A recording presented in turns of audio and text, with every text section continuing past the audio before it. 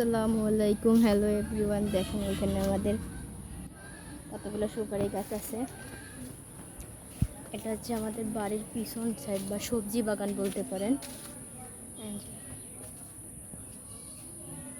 গ্রামীণ পরিবেশ, কিন্তু বাজারের উপরই আমাদের বাড়ি। এই যে বাজারের সাইডটার ওই যে টিন দেখা যাচ্ছে, এই যে দোকান, এগুলো সব বাজার।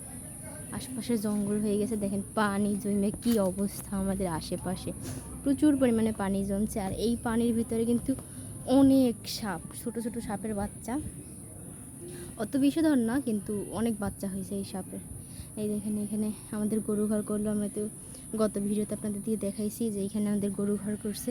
সেই গরু ঘরের পাইপ এইখান দিয়ে এই যে পাইপ বের করছে। আর আগের যে এখানে গরু বাঁধতে হবে, হ্যাঁ, তো গরু দিতে ঝামেলা করতে সারি ভাঙিয়ে ফেলাইছে। এবার এইখানে আর গরু বাঁধা হয় না, এইটা বাতিল। এটা হচ্ছে আগে আগে যখন গরু থাকতো এইটা সেটার পাইপ। আর আমাদের বাড়ির পানি বের হয় এখান থেকে। তো আপনাদের আরও অনেক জিনিস দেখাই আমি। এটা হচ্ছে আমাদের কাঁঠাল গাছ। এই কাঁঠাল গাছটা মরে গেছে গত বছরই। এই যে আর একটা কাঁঠাল গাছ, অত ভালোভাবে বোঝা যাচ্ছে না, খুবই মশা, বর্ষার কারণে প্রচুর মশা হয়েছে। এই দেখেন কচুরলতি, দেশি কচুরলতি দেখছেন? এরকম পিওর কচুরলতি কই পাবেন বলেন তো? কত বড় বড় কচুরলতি। এই যে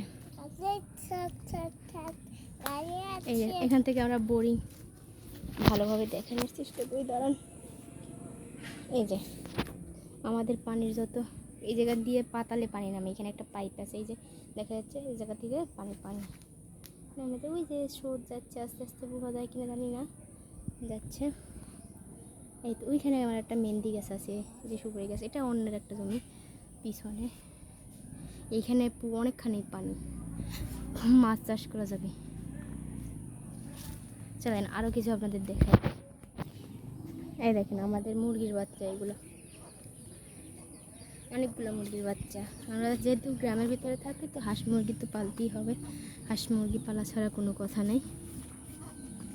এই যে দেখতেই পাচ্ছেন প্রচুর মশা, এবং খুবই সাবধানে হাঁটতে হইতেছে। এইখানে প্রচুর সাপের উপদ্রব বাড়ছে আশেপাশে, যেহেতু পানি দেখতেই পাচ্ছেন পানি। এইটা আমাদের খড়ি ঘর, এইখানে আমরা খড়ি রাখি। দেখছেন কত বড় বড় মান কচু। এটাকে আপনাদের এলাকায় কি কচু বলে অবশ্যই জানাবেন। কিন্তু দেখেন কলা গাছ ছিল, কি মোটা মান কচুটা। এই সজনে পাতা, সজনে গাছ অবশ্যই অনেকেই চেনেন। আমাদের দক্ষিণাঞ্চলে সজনে গাছ নাই, আমি দেখিনি। আমার এই 18 বছর আমি বরিশাল পার করে এসেছি, কখনো দেখিনি সজনে গাছ, কিন্তু এখানে এসে দেখেছি। আব্বু মশা পড়তেছে, আর দেখেন আমার ছেলের মাথায় একটা মশা পড়েছে, কত বড়। তারা মরে মশা তারা আব্বু। এই দেখেন একটা আমের গাছে মোটামুটি 8-10 রকমের আম হয়। ওই যে নিম পাতা গাছ।